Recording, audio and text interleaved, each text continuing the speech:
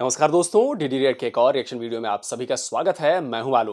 तो आज जो वीडियो मैं आप लोगों के साथ देखने वाला हूं और जिस वीडियो पर मैं रिएक्शन देने जा रहा हूं वो वीडियो है सना अमजद का और इस वीडियो का टाइटल है India is now a 3.1 trillion dollar economy, Pakistani public reaction. तो जैसा कि आप सबको पता है कि भारत ने 3 ट्रिलियन डॉलर इकोनॉमी को क्रॉस कर लिया, अब ये 3.1 ट्रिलियन डॉलर हो चुका है। तो इस पर पाकिस्तान की जनता क्या कहती है, जरा देखते हैं। इंडिया की इकॉनमी इस वक्त आईएमएफ के मुताबिक 3 ट्रिलियन डॉलर क्रॉस कर चुकी है और अगर हम बात करें 2030 की तो 2030 तक इंडिया एशिया की दूसरी बड़ी इकॉनमी बन जाएगी, जापान को पीछे छोड़कर। ऐसी क्या वजह है कि इंडिया की इकॉनमी इतनी तेज़ी से ग्रो कर रही है? इसमें समझता हूँ इसमें नंबर ऑफ़ रीज़न्स हैं कि एक तो हमारे पास इंडिया इतने रिसोर्सेज नहीं है, फिर हम लोग अपने जो पास्ट में गवर्नमेंट्स थी उनकी वजह से हम लोग अपने रिसोर्सेज को जो लोकेट नहीं कर सकते, क्योंकि कुछ लॉज साइन हुए थे, कुछ पैक्ट साइन हुए थे कि हम लोग अपने बलूचिस्तान के रिसोर्सेज को अभी तक नहीं हम लोग निकाल सके वहाँ से, जो कि एक हमारी जीडीपी में एक बहुत बड़ा जो है ना फैक्टर प्ले कर रही है। इंडिया की जीडीपी हमारी जीडीपी से बहुत बेहतर है डिस्पाइट द फैक्ट, हालांकि उनकी पॉपुलेशन भी हमसे डबल है, तो लेकिन हमारी पॉपुलेशन भी कम है, हमारी जीडीपी वैसे ज़्यादा होनी चाहिए। मैडम, इस टाइम अगर आप देखें तो अमेरिका के साथ इंडिया के बहुत क्लोज रिलेशन है। हमारा रुपया डिवैल्यू हो रहा है, डॉलर की ऊंची परवान है और हमारी डे बाई डे जो इकानमी है वो डिपेंडेंट है डॉलर पे। और अब हमने जो रिसेंटली जो अफ़गानिस्तान की सिचुएशन है, इस सिचुएशन में पाकिस्तान ने उनको अड्डे नहीं दिए, उनको सपोर्ट नहीं किया, तो उन्होंने टोटली अपना इंक्लाइनेशन इंडिया की तरफ कर लिया है और जितने भी ट्रेडर्स हैं या मार्केटिंग है वो टोटली इंडिया की तरफ सारी जा रही है और डे बाय डे हम नीचे आ रहे हैं, इंडिया बांग्लादेश ऊपर। अच्छा, तो पहले क्या पाकिस्तान में आ रहे थे क्या? जब पाकिस्तान और अमेरिका के रिलेशन अच्छे थे तो क्या सारी चीजें पाकिस्तान में आ जाती थी? अगर पाकिस्तान में आ गई होती तो पाकिस्तान की हालत अब तक ऐसी नहीं होती। पाकिस्तान अब तक बहुत सुधर चुका होता।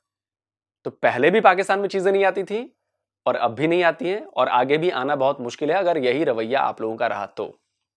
जा रहा है क्योंकि उनके अमेरिकन ब्लॉक के साथ बहुत क्लोज रिलेशन है, जबकि हमारे अमेरिकन ब्लॉक के साथ इस टाइम बहुत ज़्यादा डिस्प्यूटेड मामला चल रहे हैं सभी के साथ।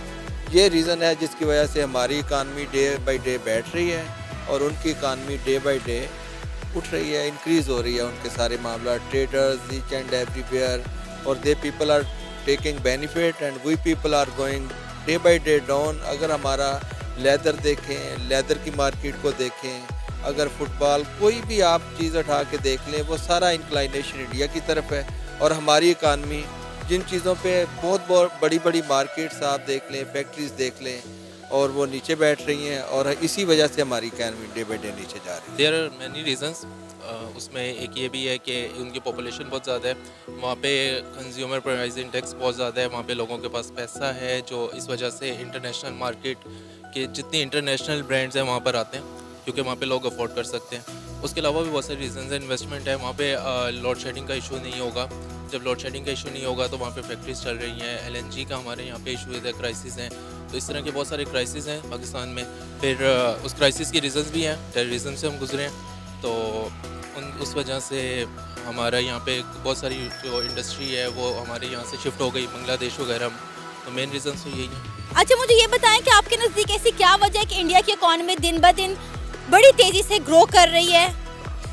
इंडिया की जो मेन वजह है ना उसकी इकोनॉमी ग्रो करने की, तो उसकी इंपोर्ट बहुत ज़्यादा कम है। वो अपनी प्रोडक्शन बहुत ज़्यादा खुद करता है। जैसे कि हम फॉर एग्जांपल ये कर लें, पाकिस्तान में सिर्फ 3 बड़ी कंपनीज हैं जो प्रोडक्शन करी है गाड़ियों की, जैसे फॉर एग्जांपल होंडा है, सुजुकी और टोयोटा है। लेकिन अगर हम उधर देखते हैं ना तो गिनने में जो है वो 12 से 14 बड़ी कंपनीज हैं जो कि वहाँ पे गाड़ियों की मैन्युफैक्चरिंग कर रही है और उन्हें बाहर से कुछ इंपोर्ट नहीं करना पड़ता। हमारा जो एक बहुत बड़ा डेफिसिट की जो वजह है वो हमारी इंपोर्ट है। अगर हम इसे इंपोर्ट को कम करके और अपनी प्रोडक्शन बढ़ा लेते हैं तो हो सकता है हम भी उसके तक पहुँच जाएँ। इंडिया में वो लोग इंपोर्ट ओरिएंटेड नहीं है, एक्सपोर्ट ओरिएंटेड है और बहुत सी चीज़ें उनकी बाहर जाती है जिनसे उनका डेफिसिट सेम है। उन्हें ज़्यादा पैसे बाहर पे नहीं करने पड़ते। इसकी वजह से वो जो है दिन ब दिन डेली जो आहिस्ता आहिस्ता वो तरक्की कर रहे हैं। इसी तरह ही जो चाइना ने भी यही किया। सबसे पहले जब उनको नेशनलाइजेशन किया गया तो सारा कुछ उनके अंडर लिया गया, तो जो उनकी मेन चीज़ थी यही थी कि हमने जो है इंपोर्ट को ख़त्म कर देना। अच्छा, मेक इन इंडिया का कितना रोल है इंडिया की इकोनॉमी को स्ट्रॉन्ग करने में? मेक इन इंडिया का रोल बहुत बड़ा है, क्योंकि इंडिया जो है और तकरीबन हर तरह की चीज़ ही है वो अपनी इंडिया में ही मैन्युफैक्चर कर रहा है। अगर आप एग्जांपल लें कि पाकिस्तान, मैंने जैसे कि बात की कि पाकिस्तान की इतनी बड़ी मार्केट वैल्यू नहीं रही हुई अब उसकी फॉरेन कंट्रीज़ में। आप पाकिस्तान में जो आपका चौंसा आम है वो फॉरेन कंट्रीज़ में जाता है, लेकिन उस पर पाकिस्तान का लेबल नहीं लगता, उस पर इंडिया का लेबल लग के जाता है, पाकिस्तान का लेबल पे रिजेक्ट हो जाता है। तो वो यहाँ से इंडिया जाता है आम, और इंडिया से वहाँ पे जाता है लेबल लग के इंडिया का। तो इंडिया, मेक इन इंडिया की जो चीज़ें हैं वो एक बहुत बड़ा फैक्टर प्ले करती है उन्होंने, कि वो हर तरह की चीज़ उन्होंने खुद मैन्युफैक्चर करनी शुरू कर दी है। चाइना के इक्वलेंट आना शुरू कर दिया कि हर तरह की चीज़ खुद बनानी शुरू कर दी है।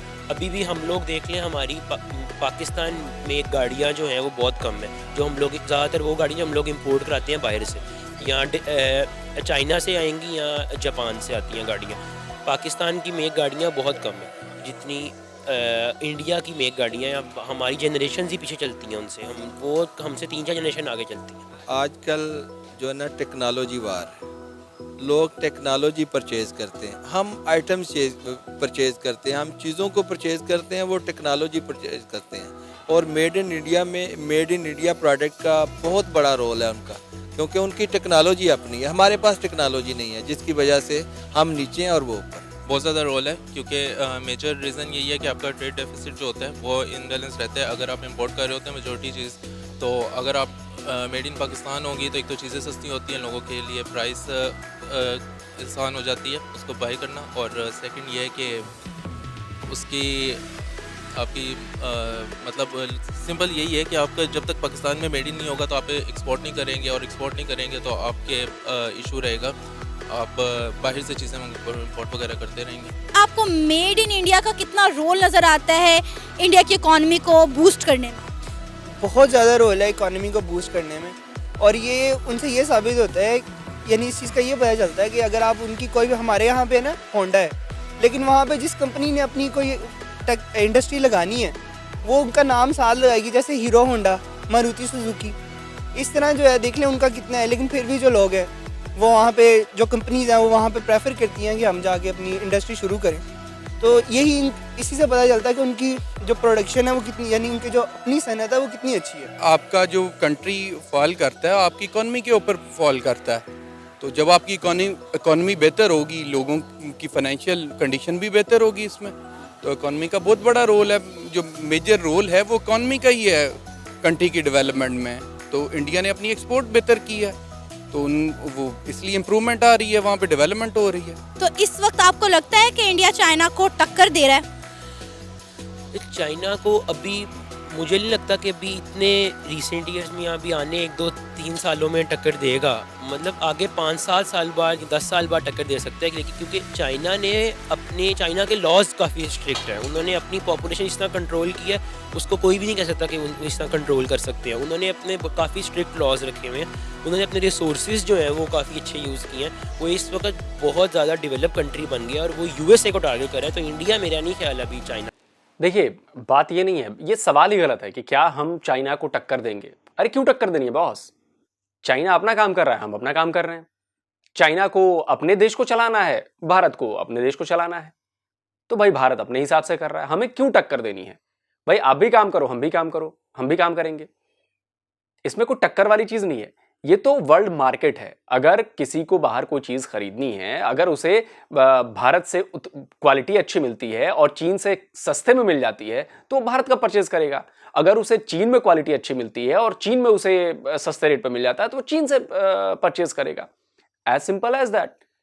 तो इसमें कोई बुराई नहीं है, और ये कंपटीशन है, हमें टक्कर नहीं देनी है बॉस। आप भी बना रहे हो, हम भी बना रहे हैं, जिसकी चीज अच्छी होगी, जिसकी चीज सस्ती होगी, वो दुनिया में बिकेगी। तो हमने अपने प्रोडक्शन, और हमारी अपनी जरूरतें इतनी ज्यादा हैं कि हम उन जरूरतों को पूरा करने के लिए भी हमें प्रोडक्शन बढ़ाना पड़ रहा है।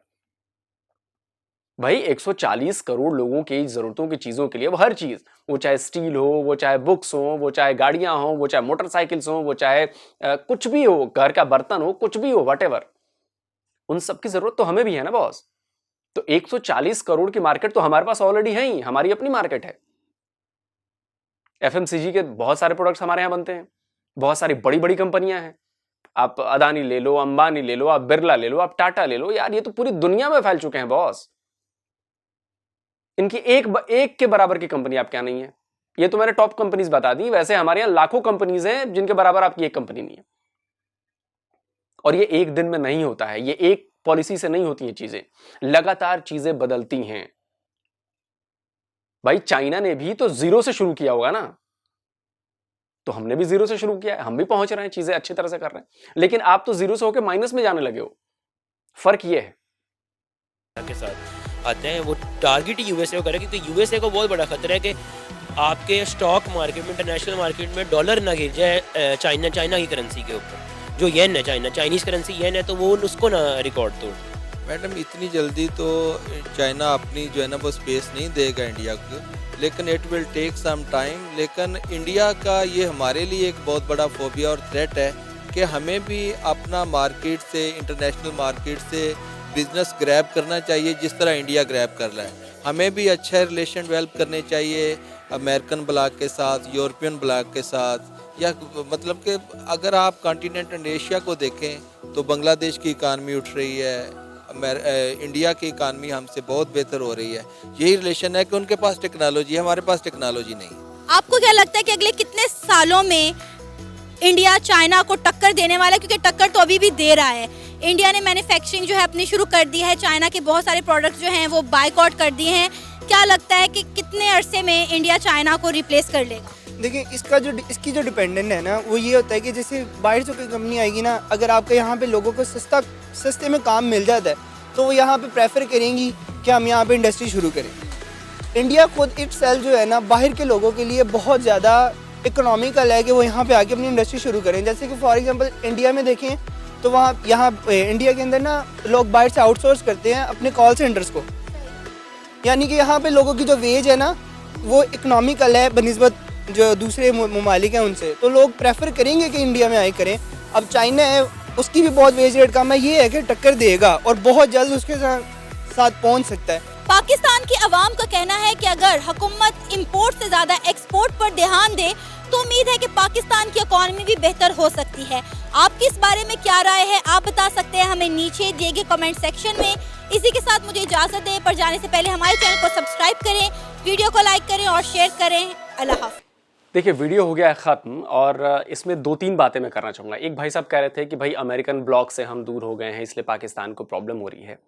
बॉस अमेरिकन ब्लॉक को आपने चुना था, आपको शायद याद नहीं है, लेकिन ये आपकी सरकार थी, आपकी सरकार की पॉलिसी थी कि वो अमेरिका की तरफ झुके। हमारे ऊपर इतना दबाव पड़ा लेकिन ना हम अमेरिका की तरफ गए ना हम रशिया की तरफ गए। हमारे इसलिए दोनों से अच्छे संबंध हैं। रशिया अमेरिका दुश्मन है फिर भी हमारे दोनों से अच्छे संबंध हैं। अमेरिका चाइना दुश्मन है फिर भी अभी भी चाइना से हमारे संबंध अच्छे हैं। चाइना से अभी भी हमारे मिलियंस ऑफ डॉलर्स की ट्रेड हो रही है।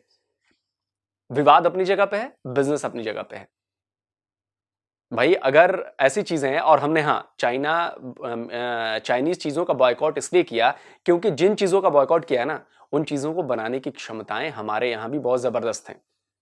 तो हमने अपनी चीजों की अपनी जरूरतें जो हम चाइना से लेकर पूरी कर रहे थे, हमने उन जरूरतों को कोशिश की है कि अब धीरे धीरे कम किया जाए, हमारी चाइना के ऊपर डिपेंडेंसी कम हो, और इसीलिए हमने मैन्युफैक्चरिंग पे ज्यादा जोर दिया है। और ये अच्छी बात है।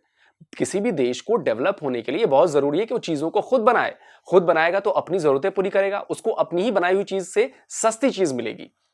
बनिस्बत आप दूसरे देशों से खरीदोगे, दूसरे देश से खरीदोगे तो आपको डॉलर में पे करना पड़ेगा, यहां पे डॉलर में नहीं पे करना है आपको।